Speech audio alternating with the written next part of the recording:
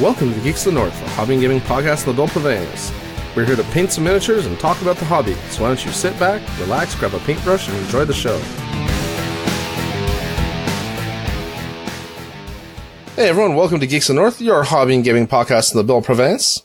As always, I am your extremely exhausted host, Paul Filion. Here once again with my also extremely exhausted co-host, Antoine Bergeron. Hello. Whoa, don't you give me the sexy voice. No, it was supposed to be a tired voice. Oh, I mean, unless you're trying to wake me up, I suppose. Get my hopes up there. Yeah. So, how are you doing? I'm doing okay. I'm recovering from a cold, so if I start coughing uncontrollably into the mic, I apologize in advance. How about you? I'm starting one. Oh, excellent, excellent. I'm not at the coughing part yet. It's just the runny nose and the sore throat. I didn't really have the runny nose, per se. Yeah, that might be allergies mixed with a cold, too. Oh, that's true. You also have that. Actually, my seasonal allergies have been surprisingly not present this year. So I'm a little confused, but very grateful. Yeah. Also, apparently I owe some apologies. Some people apparently didn't find our content super good last time. Apparently me gluing myself to myself and searching all over the floor for pieces was not entertainment. Was there more than one people commenting about that? Well, how many listeners do we actually have? I mean, come on. Yeah. But if it bothered one, it probably bothered others. So, I'm sorry. I'll endeavor not to do anything totally stupid this week. I make no promises, but I'll try. Yeah, so I guess let's go into what we're working on. I am working on some Circle Ouroboros stuff for my for my Circle Army. Surprise. It's kind of obnoxious. I don't know if, well, you're familiar, Antoine, of course, with the Circle stuff, but in case our listeners aren't for some reason. There's, I'm painting these, like, stone monsters, essentially. And they have all kinds of, like, runes carved into them. And I am currently painting every single rune. Oh, you're doing that? Yeah. The one thing I swore I'd never do. Yeah, that's what you said when we talked about it last time. Yeah, the thing is that there's so many of them, and if I don't do something with them, it just looks wrong. I'm not doing anything fancy. I'm just actually using, so I've kind of zenithly painted the stone. And I'm just using some Badger Ghost Tint Green in the recesses of the runes. Mm-hmm. Just to kind of add some color and some depth to them. Everyone paints these things OSL. I think the OSL looks a bit ridiculous. In most cases, just because there's so much of them on some of the bigger things, like the Gargantuan, like the big Mama Jama. The Wolverine, right? Yeah. That all you see is glowing stuff everywhere, and I find it distracting from the rest of the model. Yeah, it could. I can see why. Well, because, like, a lot of people I've seen paint it with, like, YOMSL, as we call it here. Extreme OSL. Yeah, it's not just the runes are glowing, there's, like, light being cast all over the place. So I find it's a little much. If it's just inside the runes that were glowing, that would be cool. But I'm not a good enough painter to do that reliably. So I'm not even worrying about it. I do it this way, it looks pretty good. And I think once I've painted in the quote-unquote black lining, it'll look even better. So, that's that. What are you working on tonight? Pop City. I was done with my other painting project, and the next thing I have to work on is some sculpting, and I wasn't feeling it. So I grabbed the nearest primed model, and with our talk of Pop City in our chat this week, I said, why not paint some more monkeys? So I'm painting Why right not paint now. more monkeys? Everyone should say that.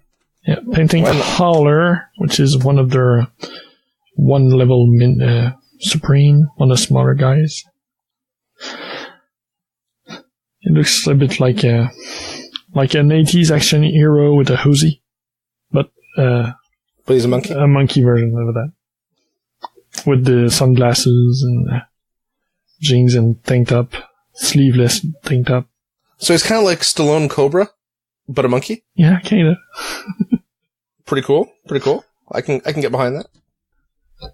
You know what though? I realized something. So I did my 3 beasts. It took like 10 minutes with this wash. It's great. Except I just remembered that stuff stays tacky for like 20 hours. Yeah. So, you'll have to work on something else. Yeah, that was poorly planned for the podcast. Way to go, Paul. You know, it's a good thing I don't stream this live where people can watch me be an idiot. They just have to listen to me. Because I'm sure I look a lot dumber than I sound right now. That's why we're doing podcast and not video. Yeah, we have faces for radio. I guess I can paint these guys. And to be honest, I already have a voice for written medium too. Oh, come on. What is wrong with your voice? I love your sweet dulcet tones. Yeah, sure. As far as Francophone accents go, Antoine, I find yours very soothing. Mm-hmm. Yeah. So, you don't sound like you believe me. Apart from those, have you worked on other stuff this week? Yeah. You know, I should remember this. I just filled out that document. But, oh yeah, so I painted up something super complex. I painted up, the sentry stones for circle and, mannequins, 2 units. So it's little stick guys. So I dry brushed the heck out of those. And then I washed them, and then I dry brushed them some more. Super high level skills there. And, the stone pillars that control them, I, zenithal primed them, and then painted them zenithally with 3 different shades of gray. And then I dry brushed them. And I added some green stuff to them, and, yeah, look, they're done. So I'm not gonna win any painting awards for my circle army, but it should look good on the table. That's alright. Yeah, sure. And then I also assembled, my first team, I think what's it called? Mm-hmm. For Pulp City. Yay! So I got my, Red Republic guy, I think that's what they're called, all assembled. So under the leadership of Dr. Hammer, I have, let's see what I got there. I got the Siberian, I think his name is, and the woman whose name is Russian and I can't pronounce it. She's like an ice witch. And the little red robots, which are kind of like Johnny Five from Short Circuit with a gun in his chest. Mm-hmm. And then Pirun, but there's like the the bad version, like Chernog or something like that. Yeah, Chernobyl or something, yeah. He's Thor, essentially, but evil Russian. I guess it's kind of like a take on the evil Red Sun Superman idea they did with the Russian Superman from the comics. And then the last guy is like Russian Iron Man, but I can't remember what he's called, but he has a cool name. Oh, it's gonna drive me nuts. Google, don't fail me now. Pulp City. Red. This is excellent radio as I Google stuff. What's his name? I can't find it. I mean, he's cool. He's got a hammer and sickle that's like, got like energy cables running to it. That's not Dr. Hammer, right? No. It's, Universal Soldat. Oh, that's yeah. what it is. And this name. Shishnishka? I can't even, I got nothing. That's the Ice Witch. Alright, there's some of the last sculpts that they did for the game. Yeah. Came out a couple years ago, and they're quite nice, actually. The casts were clean, mostly one piece, with a few small exceptions. Oh, that's pretty good, because they don't look too bad. They look... No, they're pretty dynamic. And... So Universal Soldat, his backpack glues on him, and then you've got the cables to glue on. Mm-hmm. Siberian is 4 pieces. It's or 5 pieces. Sorry, he's got his body, tail, 2 forearms, and the gun that's on his back. Okay. The Russian girl is one piece, and the little robots are multi-piece, but they're so simple it doesn't really matter. But yeah, I assembled it like in an hour while playing some RPG with you last night. Mm-hmm. And I'm already kind of working on the paint scheme for that, what I'm going to do. Well, it's kind of cool because aside from obviously having to incorporate red into all of them because they're Russians, it's pretty flexible in what I do, right? Oh, yeah, for sure. I'm not stuck to joy of superhero costumes, right? The Avengers don't all wear the same colors, so these guys don't necessarily have to. Like the Siberian I'll probably paint because he's kind of looks military sniper-ish, whatever, so I'm probably going to paint him in like military colors, very drab, very earth tone. Totally not what I usually do. And then, the Universal Soldat is obviously going to be red and probably like a tan for the cloth parts. Professor Hammer, big giant red robot gloves, and, a leather coat. How do you go wrong with a leather coat? And the Ice Witch, I'll probably paint her in blues and grays. And the little red robots, well, they're going to be red, because they're red robots. It's in the name, right? Yeah, wow. I could make them red robots, but paint them green and confuse people. Because they're sneaky that way. But yeah, it's unfortunate that when I ordered these guys that not everything was available. Yeah, you couldn't get the other 2 or 3 models. Well, I could have got Sputnik, but I hate him. Okay. Because he's like he's like that comic book character. The person who's in charge of AIM, MODOK. Like he's a giant head with a little tiny body with like a jetpack. Mm-hmm. And while it's cool, I don't really like it and I don't really want to paint it. And Mechved wasn't available, which is their cyborg bear, because Russians. Yeah. And to be honest, that model doesn't look that good to me. But he's a cyborg bear, so I would have bought that and painted that. You better believe. It isn't like that, but I think what throws him off is he's probably just a piece or maybe 3 pieces with the arms, but he's kind of flat. Well, the other thing is that the bear part is very detailed, like the fur and stuff, but the robot arms on him are super flat and plain. Yeah. Like there's no details on them, which I get. They're basically just simple robot arms on a giant bear, but they look kind of out of place. It looks very, and again, this is the style it's going. It looks very mishmashed, but it's supposed to, but it doesn't make it super appealing to paint. Mm-hmm. So I was actually looking at, I was gonna get another powerhouse, because that's what he is. He's like the super strong type of guys. Yep. I can't remember his name. Amok is the good guy, right? He's the red one? Yes, he's red and white. So there's another guy I was looking at, one of the bad powerhouses, big burly guy.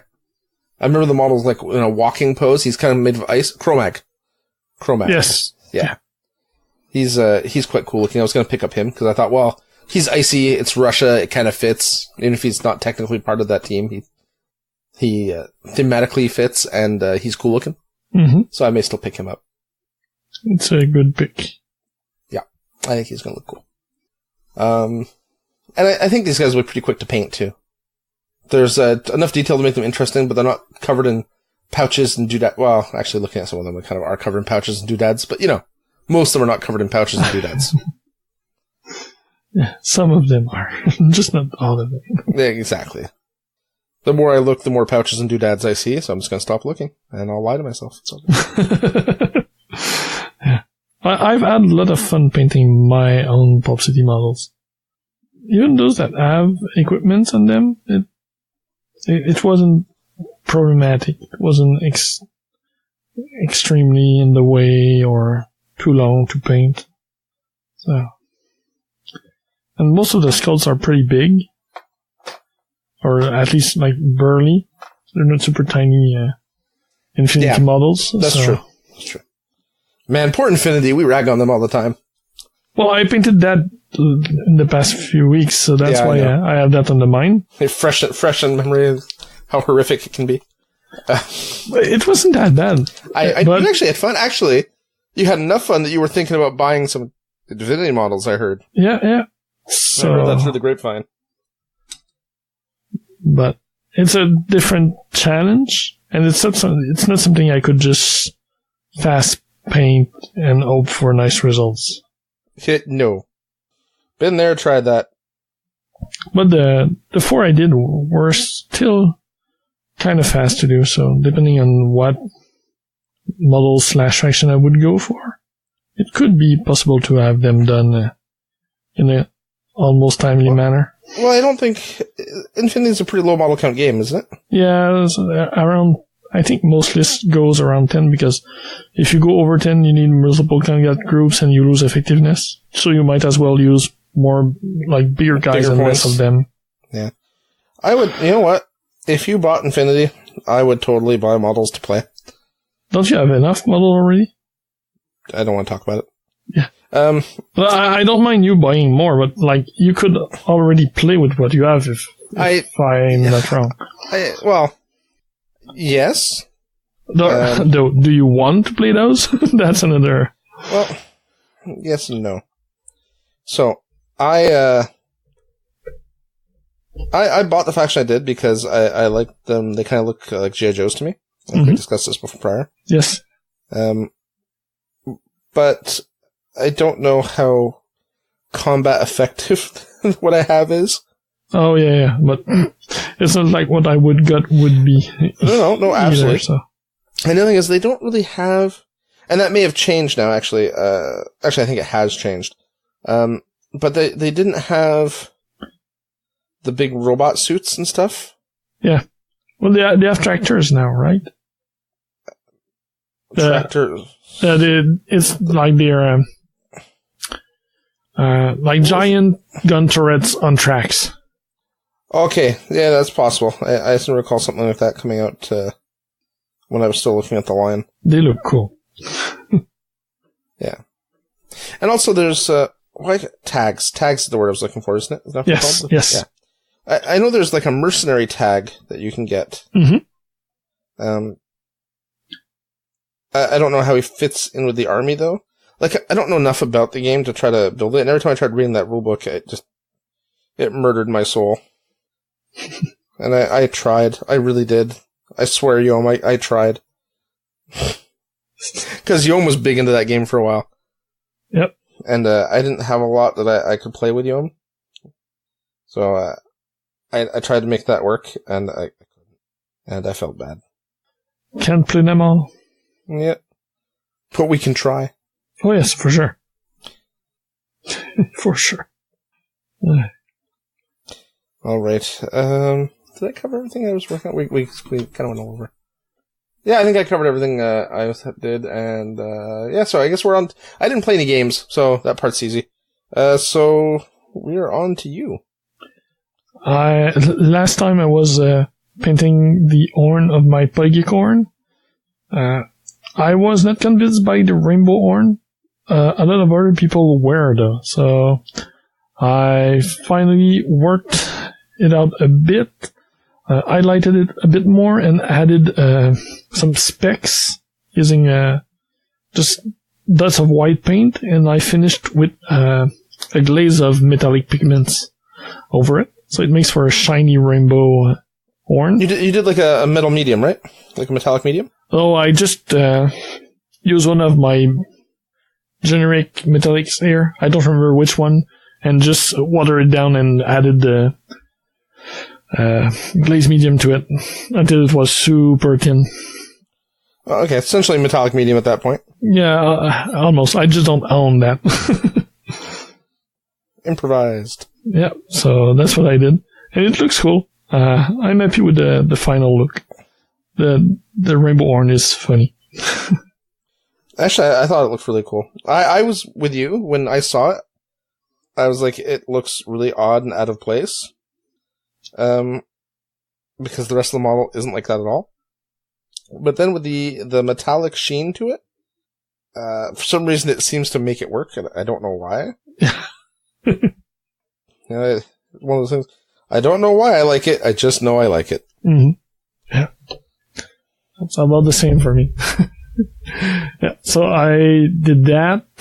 I painted a 15mm lawgiver from Chronicles of the Wayfarer, that's a line of models I painted.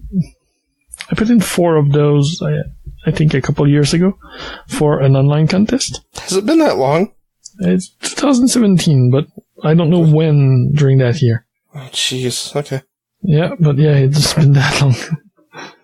And one of the prizes was more models for it. So, but I never got to them. But they are nearing release for their 35mm line. So, and I had I think I was really wanting to work on my other stuff, so I got them out. I think I talked about cleaning them in one of the past few shows. So, so I think you were working on that last show, weren't you? I think it's the show before that, maybe. I don't remember, but they're clean. They were all clean, and now I have the 15mm all done and based, and I have primed and started base coating the 35mm one. I'm not really working on him yet because I'm not sure if I want to do NMM like I did for the smaller one, or if I'll go with the true metallics. Well, I think we had that discussion because your NMM was more cartoony style, right? Yeah. And that doesn't scale up very well, in your opinion? It could scale up. I don't know if I have the technique to do it realistically. Like, I could do the 35 in a more cartoony NMM like I do for Relic Knight. Mm-hmm. But I'm not sure it's the best way to make the model work and pop. So I'm not sure yet. And if I try to do a realistic NMM, that's going to be a challenge. And it's also going to be an even bigger challenge when I get to the bust. Because if I keep with that, the bust... If you want to kind of tie it all in, make them look like the same across the different scales. Yeah. But the bust, if I want to do a nice NMM, I'm not sure, like doing the reflections and stuff like that. I don't know if I have it in me to do something like that. Or if I have the time to invest in doing something like that. Yeah, that can be the problem too, right? I'm sure you have the ability. You're the only person that sells himself more short than I do. So I'm sure you've got the skills. I appreciate that. But I'm not sure. But I've seen you do some stuff, Antoine, that I don't know how to do this. I don't know if I can do this. And then you always pull it off. Yeah, but I don't think I have the techniques or the know-how for how I would work the light and the reflections and... I think you would get it. It may not be the first try. You may have to work at it, but I'm sure you'd get it.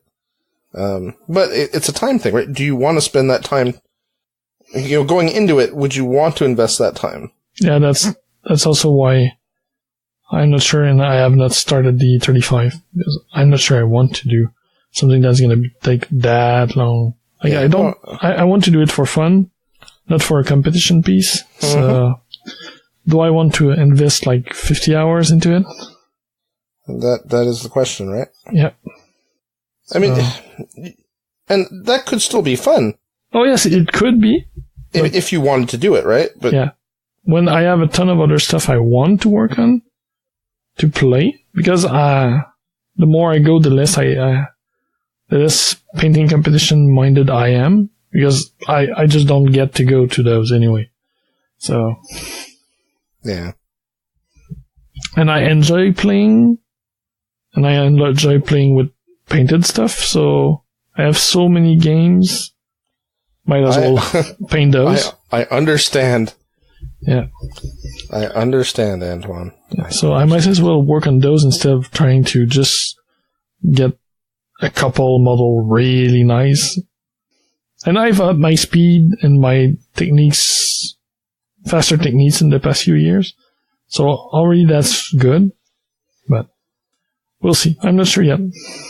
So apart from that, the did some repairs on terrain that was broken and painted 4 new piece for the nationals that is coming up in some weeks. So to have more terrain available. That's right around the corner. Yep. Oh, I did some sculpting on the swag item we're giving out, but I really need to finish it and start casting. I'm a bit short now, so hopefully I'll be able to finish that tomorrow night and make the molds over the weekend and start producing. You mean you're a bit short on time? Yeah, because we have 36 registrations now, and there's about good. Like 16 days left. So that's more than a couple of casts per day. So I need to have either multiple modes or be able to cast 2 or 3 times a day to get it done. So that's okay. That's a bit tight. Yeah. So. Yeah, I can see that being problematic. Oh yeah, I did one last thing. Tuesday, like before I started, after I was done with the knight, the little knight, the little 15-meter knight. I didn't anything I wanted to work on, but I played my first game of A Song of Ice and Fire by Punga Miniatures last week. Oh yeah. And I had some of the model out just because I was rearranging the box. So I just grabbed one and made a quickish paint job on one of the characters. Rob Stark. No idea who that is. I just know the name because I have the card in front of me. But he's one of the characters for the Stark side of the box. Yeah, he was the eldest son of a dead guy. But he doesn't really matter because he also ends up dead. Okay. Because, Yeah, so it was fun to work on. I did like I did with the Guild Ball Mason, like went straight onto the plastic, no priming, just like test colors. So I have to seal him because he's gonna start to rub off soon if I don't do that. But the casting is pretty cool. My only gripe with it is it's a pre-assembled model, but the arms and the sword are in front of his legs and armor, and it does make it hard to paint. Yeah, they get in the way. Yeah. Yeah. That's it's the Guild Ball problem, right? I don't know. Everything Guild Ball, I the only plastic I painted was the kickoff. The kickoff, and they're all flat, so. That's true. Or flattish. They don't have that much. They're not as dynamic. Yeah. Yeah. So. They're not truly like really, really flat, but they're certainly flatter than the Song of Ice and Fire models. Yeah. Yeah.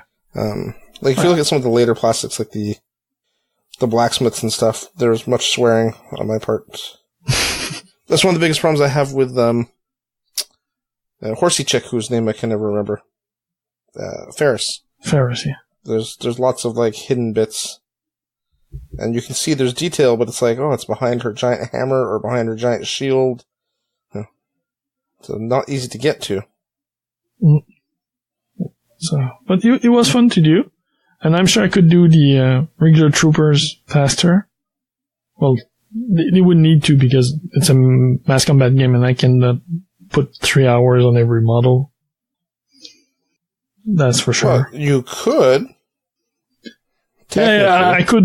In theory, I could, but like you wouldn't want to. Realistically, I don't want to put that much time on wound tokens. Because that's what they are. Yeah, that's true. It's a bit like fantasy. You have 12 on the trays. The front row counts, and that's about it. The rest are there just to fill the ring and look cool. And they do look cool. Yeah. So. You could do the old fancy trick where you paint your front row super detailed and then... Yeah, that's probably what I'll do, because the front row anyway probably has a character and your banner. So that's already 2 that you can put more time. And after that, if the other 2 are just regular Joes, it won't show that much anyway, so. But that, it remains to be seen if I do paint the set or not. I need to play more than just a single game before I decide. Yeah, so, speaking of games.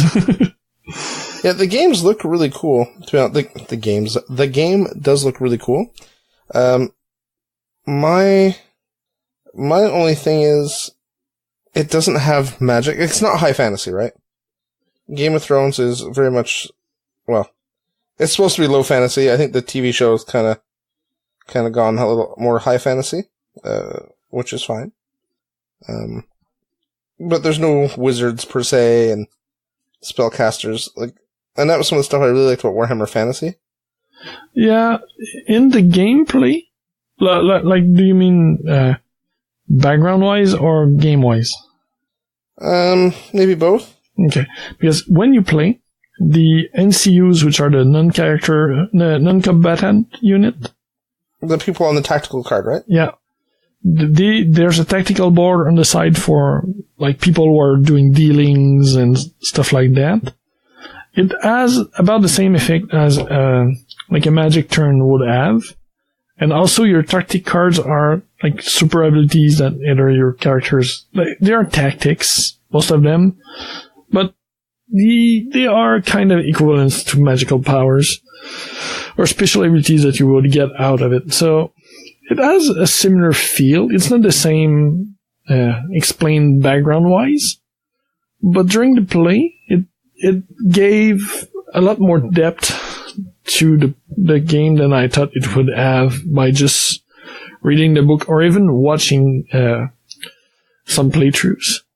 So I was really impressed with it. And even just a starter box, I had the 2-player starter. That's what we played with, the full two sides. And it was a really good game. It went both ways, great reversals, and it was really tight too. So, well, I didn't expect to have that much fun with it. I mean, let's be honest, there's no reason the rule set wouldn't be really tight. It's basically a mash of Warhammer Fantasy 8th Edition and Kings of War, right? Which are 2 pretty well tested systems, at least for the core rules.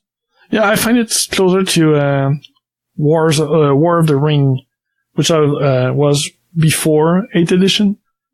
Yeah, I never played, so I can't make that comparison. I never played that game. Yeah, but it's a really good mix between the Kings of War, like you said, and War of the Ring. Like, characters don't act on themselves. They are a unit buffer, like they were in the War of the Ring.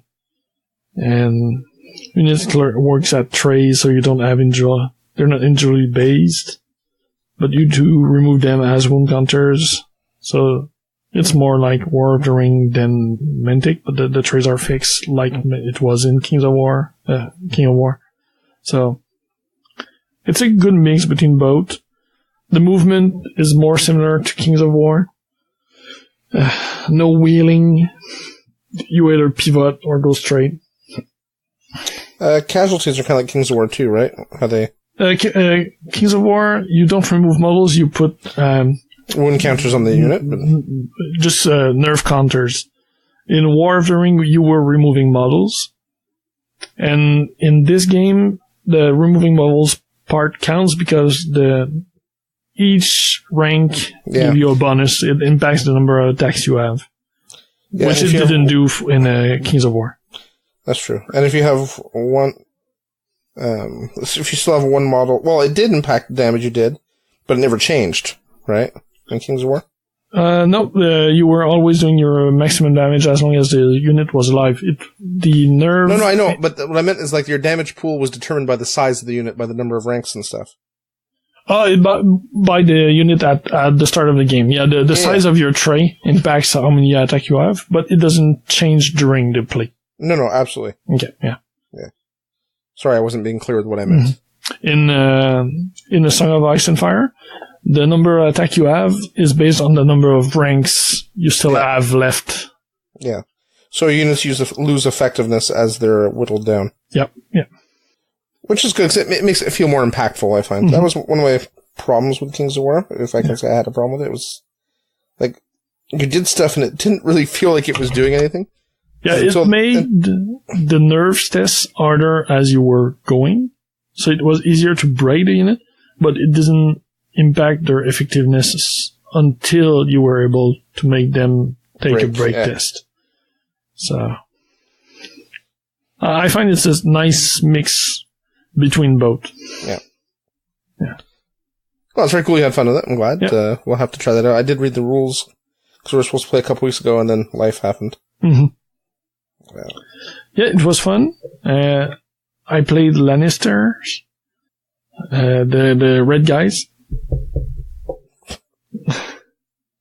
Yeah, I was asked multiple times why do I even try that game when I have not read or watched any of the show or that story. So, well, you've never watched or read people who try 40K maybe have never read a Warhammer 40K novel. Does that mean they're not allowed to play 40K? Like, that's a weird statement. Mm-hmm. But for a game so based on its IP. Yeah, but we got it for free, right? So why wouldn't you try it? Yeah, that's fine. That's fine. But people I was talking about didn't know that. So when I explained it, it made more sense. And I had great comments. I heard great comments about the game, so I wanted to try it. So now I just need to decide which side of the starter I like more, or if I maybe want to go for one of the other 3 factions. And there's 2 more coming out this year, so there is quite a lot of choice. And some of the models are really nice. Yeah. Jim Wapple does a lot of painting of their stuff. Mm-hmm. And it looks really cool. Yeah. That's the only minis games I played.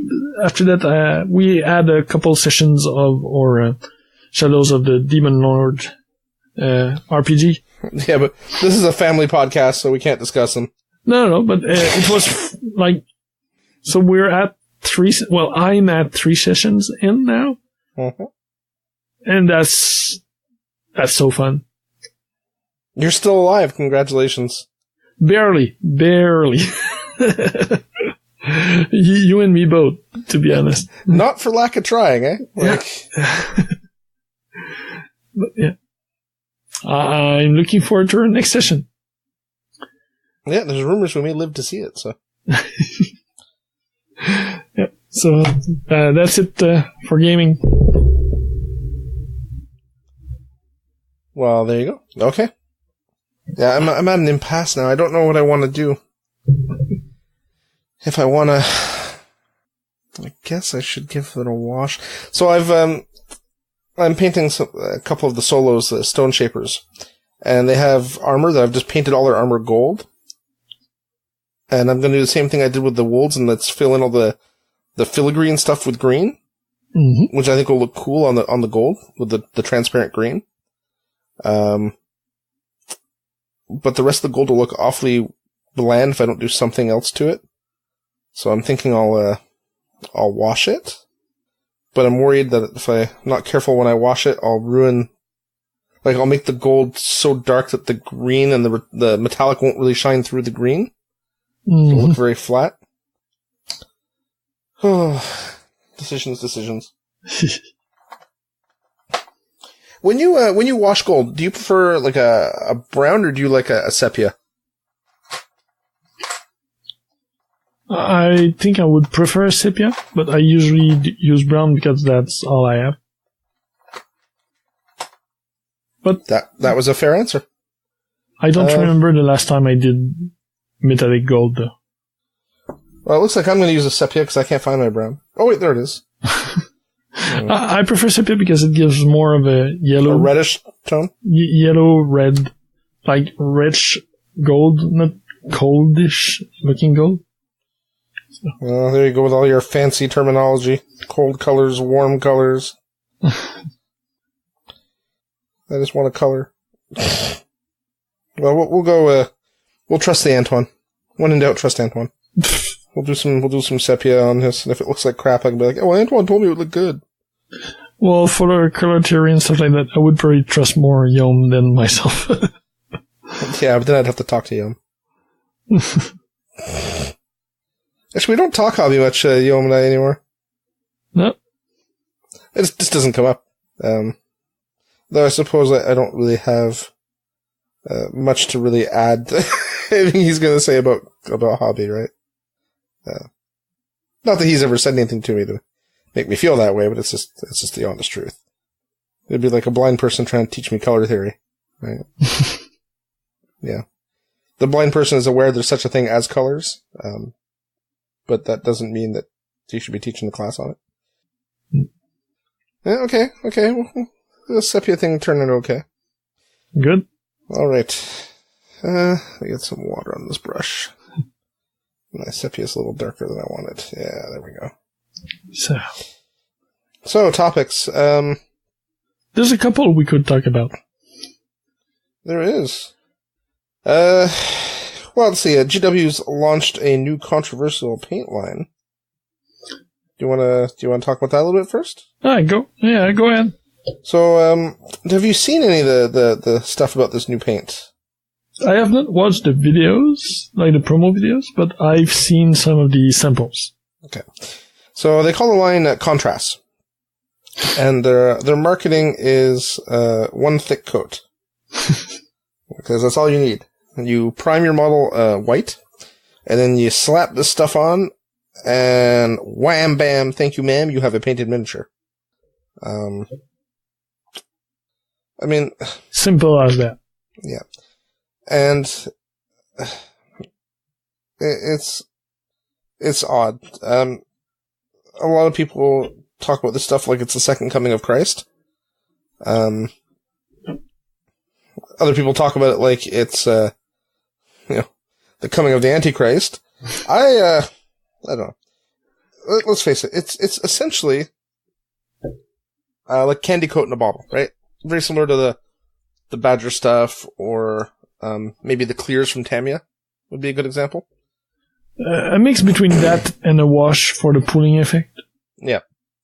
So, yeah, you have your white primer, you slap the color on, it pools, so obviously as it pools farther down the model, the layers get thicker, so it gets darker because it becomes more opaque, right? So that white primer shows through less, so it gives the effect of like a gradient, and because it pools in the recesses, they're super dark, comparatively. So it's like a wash in that regard. And there's nothing stopping you from layering, by the way. So you can do your contrast paint and then go in with a wash afterwards and add a even darker tone. But you'd have to like pinpoint wash, because if you just wash the whole figure, well, then you're going to reduce the contrast effect. It's interesting. I think it'll be good for people who want something quick and dirty to get painted models on the table. I don't think it's really going to replace layering or higher end painting at all. I saw people making posts about how that was going to be the end of commission painting for people. And I'm like, well, generally speaking, if you're commission painting, like, you're getting a better standard than that. And if you're paying someone for that, that's because you're just lazy and don't want to paint your own models. And that's fine. I got nothing against people who paint for like 3-color minimum.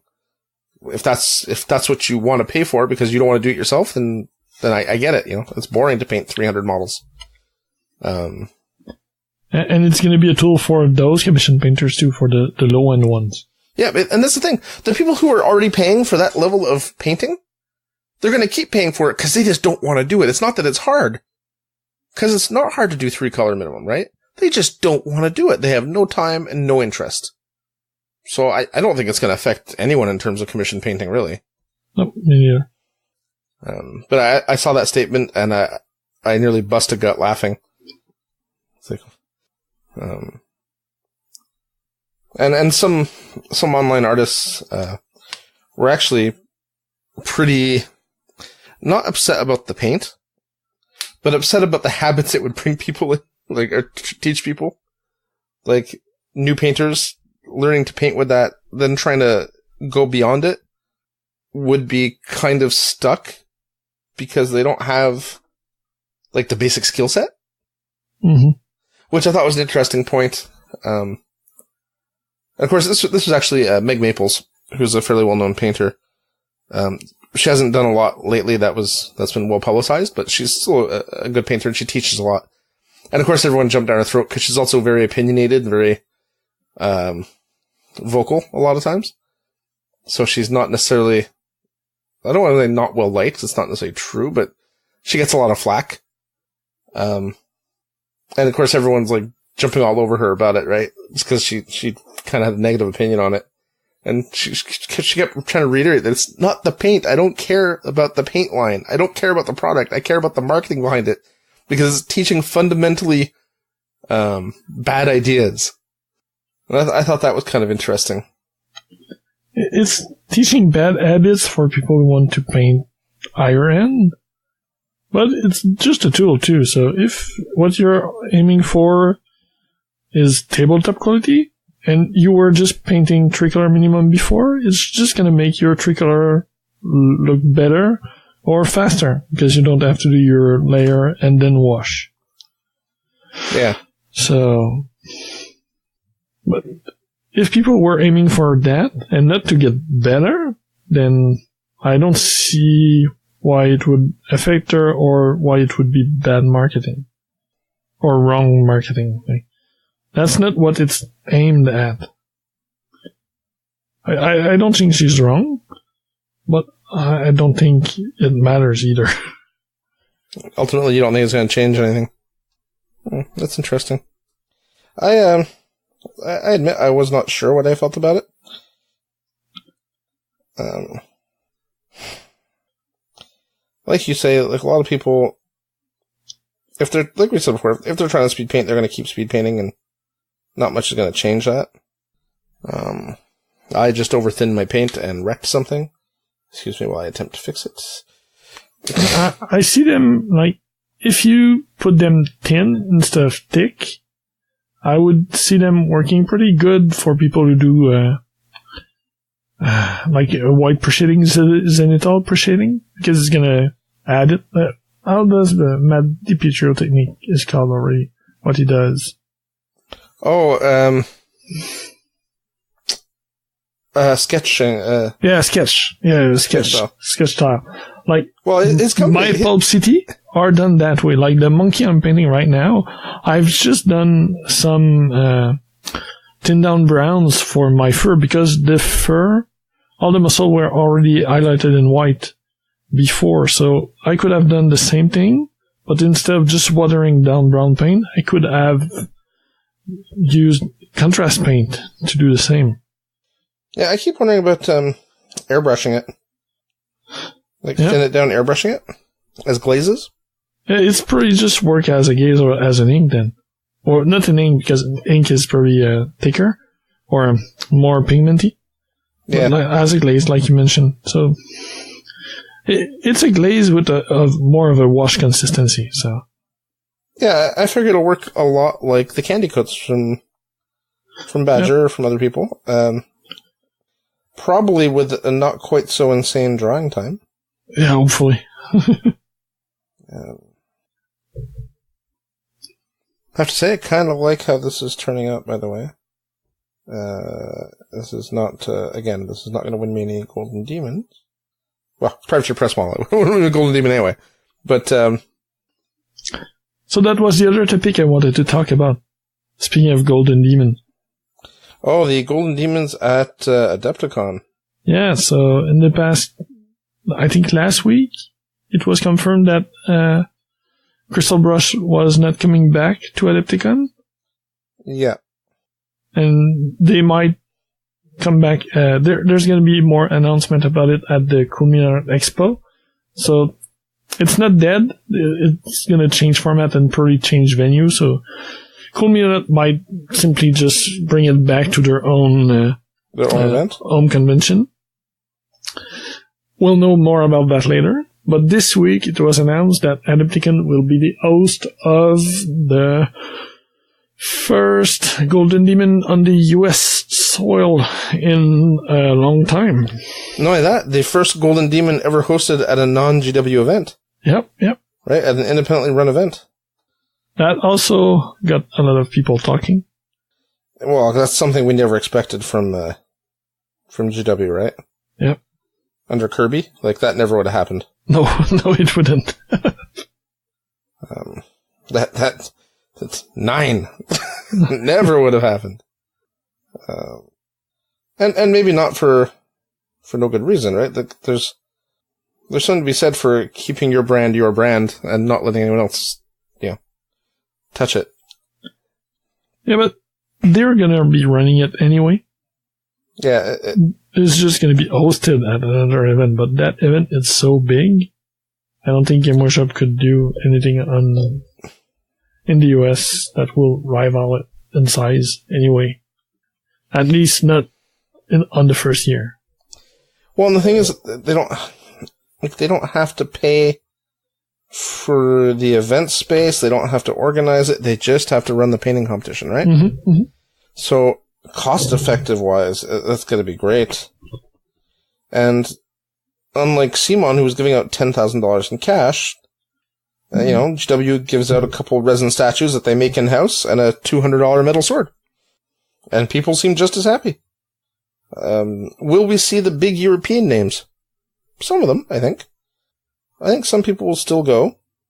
Yeah, people who were teaching and had other reason to go, or going just for the social part of it, I think they'll continue.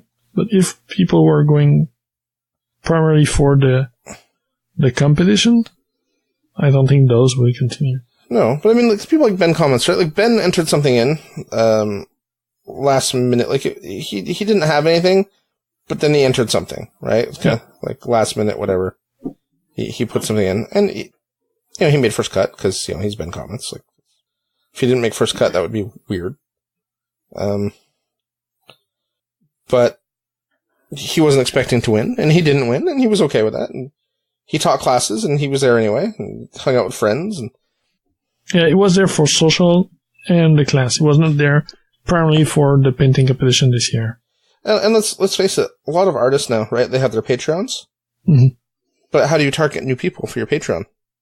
Yeah, you need to. You got to market yourself, right? Yeah. So it's still good marketing. And as much as GW fanboys,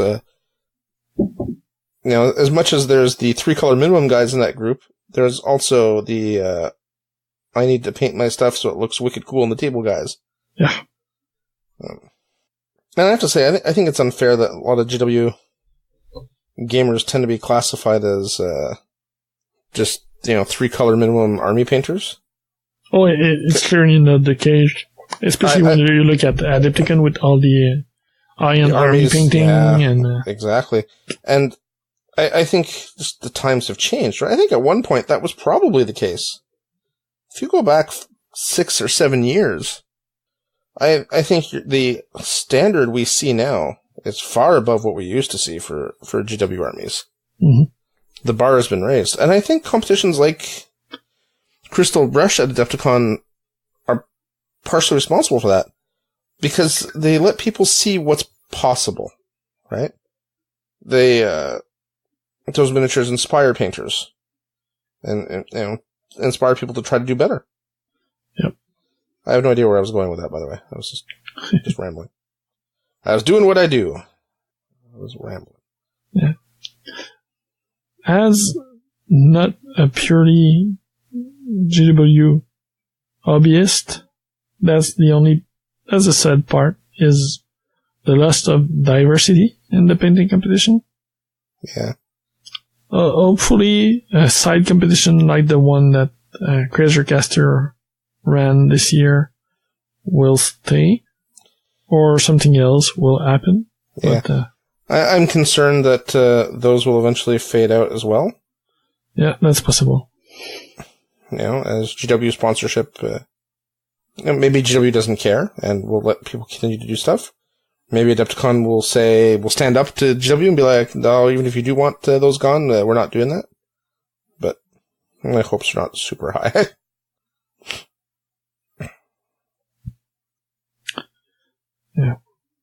Well, time will tell, right?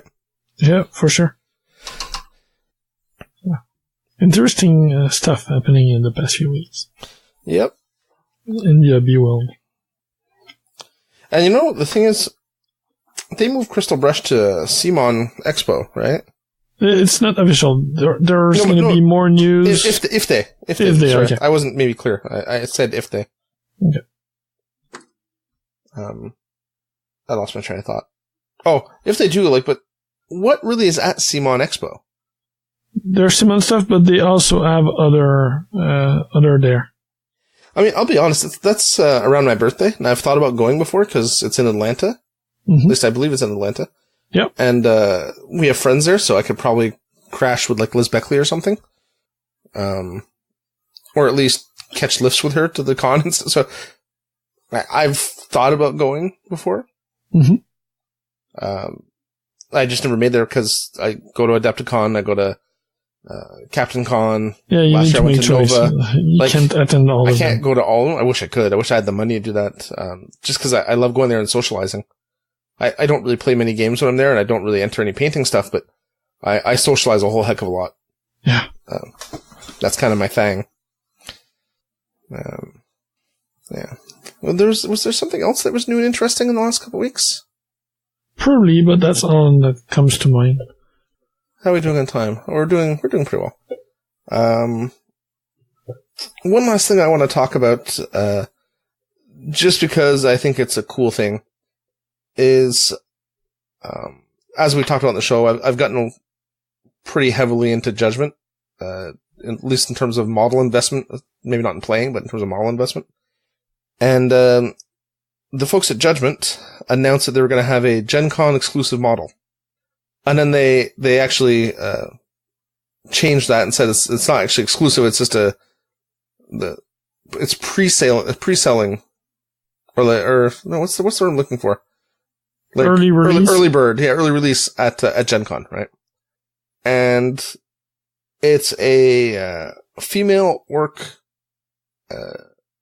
tank defender for the game. And she's got a giant shield, and I don't know what her weapon is, but it's some sort of big orky thing. And she is super cool for the simple fact that she is not a bikini-clad, super buxom female orc. She's big and square and burly and badass looking, without having her boobs hang out, which is different than what we see even in the other female orc model from Gunmeister Games for Judgement, right? If you look at Zonya, she is the super slim barbarian orc female in the, fur bikini. Mm-hmm. And I thought it was really cool that they designed a model that was obviously female, but, not sexualized. But not sexualized, yeah. I thought it was super cool, and I think it's an awesome development, and I want to see more miniature companies do it. Yep, that's a nice point. I mean, I like painting boobies as much as the next guy. What's not to like about painting boobies? But, strong women are more than a set of boobs in a chainmail bikini. And I think, while most companies have some female models that look, pretty decent, a lot of gaming miniatures are over-sexualized, in impractical armor, that wouldn't save them from anything, let alone, take them into combat. So I thought it was cool to see something different. And I will be, buying that model, cause I want to support that. Yeah. I just thought it was cool to mention. On that topic, I just want to give a shout out to Annie from Bad Squiddo Games. She's running, a company where she's only producing female miniature model in realistic clothing. Oh, I don't think I've seen this. And she has fantasy model, historical models, every kind of thing, and it's all she sculpt them. She's gonna run female dwarf Kickstarter in the near future. I think it's launching at the end of this month. She has a lot of miniature, and they're all female. and dressed in normal clothing. What? Yeah. So I don't think. I mean, we've talked about her before, haven't we? Are these models before? She's we talked about her, and we talked about she ran a Kickstarter, and in it she had the I'll say the name in French, cochon d'Inde. The guinea pigs. She had the weaponized guinea pigs in her Kickstarter too. We talked about that, but that was a while ago. Yeah. And I seem to recall the Shield Maidens. Yeah, possibly. Yeah, we were mentioning her once in a while in the news segment. Yeah, I'm looking at the weaponized guinea pigs. That's cool. Oh, she has a line of busts, too. Some of those are pretty interesting. If not necessarily historically accurate. They got like a World War II tank commander female bust, which unfortunately would never have existed, but it's still really cool. And she has a cool crone bust that looks neat with a cat. Yep. Now, these aren't very expensive. 1/10 scale, £20. That's a pretty good price. Yeah, for 1/10 scale, that's quite nice. So yeah, that's Bad Squiddo Games. You should check that out. Yep. All right, so you know what? We're getting near the end of the show. Let's hop to the news. What do we got? I see you got Mr. Patrick Keith stuff. No, sadly it's ended. He ran the Bombshell Babes number 4 Kickstarter, but it ended before we recorded the show. So sadly, we're missing out on this one. I don't know if there's going to be some late pledging possible, so you should go check the Kickstarter for that. The other two things I want to mention. The first one by what the hell? Punga Miniatures. Yeah, that's what I'm looking at. Pirates. So Pirates Kevin miniatures for fantasy football. So Blood Bowl proxies. Okay, I didn't realize there were Blood Bowl. I should have known it was a Blood Bowl team. I didn't scroll down far enough. So there's a ton of variety. So it's 3 Ratmen pirate team, 3 Ratmen teams. So they have the Pirates, the Cursed Crew, and the Underworld team. So that's more than 60 different models in resin, spread out in 3 teams. So and they look nice. Yeah, the scale's perfect. The regular pirates are kind of like Skaven pirates. The Cursed Crew are what you would get if you had mutant. Yeah, Ratmen. Mutant Rats pirate crew. They look cool, or something like the Curse of the Black Pearl, the second Pirate of the Caribbean movie. So something like that a bit. Oh, the Underworld goblins look pretty cool. Yeah, and the Underworld team is all mismatch. There's goblins, there's Skaven trolls. They're mixed together. So, some pretty cool product. Yeah, that's really neat. That's and cool. It's going well. They've got 11 days left to go, and they're already... let me look at the real numbers. They wanted 5,000 euros. They're at 60,000 euros pretty much. Yeah. 11 days to go. So yeah, that's funded. Yeah, a base team will run you 69 euros. And that gives you... Is that 15 models? Yeah, something like that. 7 plus 8, 15, 16. So a full lineup. It's a full line. Yeah, you're a big guy and your full lineup of regular models. So, good price. The second one, it's a smaller item. It's from Grabblecast. They do a ton of scenery, but they also do miniatures. And this is a trio of Mushroom Myconid miniatures. So it's a wizard, an apprentice, and a bodyguard. They just look cool. It's mushroom people. Yeah, Mick Cousin should take a look at this. He was designing a whole line of he knows people. about them. Yeah. I like how they also fit for a mushroom-themed Frostgrave Warband, because you have your wizard and your apprentice, and you have a more bulky guy in the bodyguard model. All three of them run you $22, so that's a pretty good price too for resin miniatures. They're not the subject matter is interesting. I don't find the sculpts that interesting personally. Oh no, but I like the big them. guy. I like the pose on the big guy. I think he looks really neat. The smaller ones, I guess the wizard looks pretty cool. The fact that they don't have a defined face, I think, bothers me. Mm-hmm. And the sculpts look a bit on the rough side, but again, they're mushrooms. I mean, I'm just looking for too much, muscle tone / detail. And I think because it's just bare resin, I don't know what I'm looking at. Yeah, that doesn't help for sure. Oh, you moved away from your mic. Yeah, sorry, that doesn't help for sure. Yeah, but for 3 models for $22, you can't go wrong. I'm sure it's $22 US, but still. Yeah, Grabblecast is per US. All right. Shall we call it, sir? Yes, we shall. Excellent. Well, it's been fun. We actually had something to talk about this week. It wasn't just us rambling aimlessly. I didn't glue my fingers together. Life is good. We're recording this on a Thursday. It should have released today normally. I'm going to... Yeah, no kidding. Because it's already almost midnight. But I will edit this tomorrow morning, and hopefully we can release Friday afternoon. That's good. For the long weekend, so people have something to listen to. Or something. All right, Antoine, I'll catch you next week. Bye, geeks. Thanks for listening to Geeks of the North. If you want to contact us, you can email us at geeksofthenorth@gmail.com. Like us on Facebook at facebook.com/geeksofthenorth, or follow us on Twitter at Geeks of the North. You can follow me, Paul, at PRFilio, Antoine at Eltonio Berg, Steve at B_Steve, and if you really feel the need, I guess you can follow Yom. He's at Yomasta. Breaks and outro music by Ladrave. You can listen to them at ladrave.bandcamp.com. See you next time, geeks.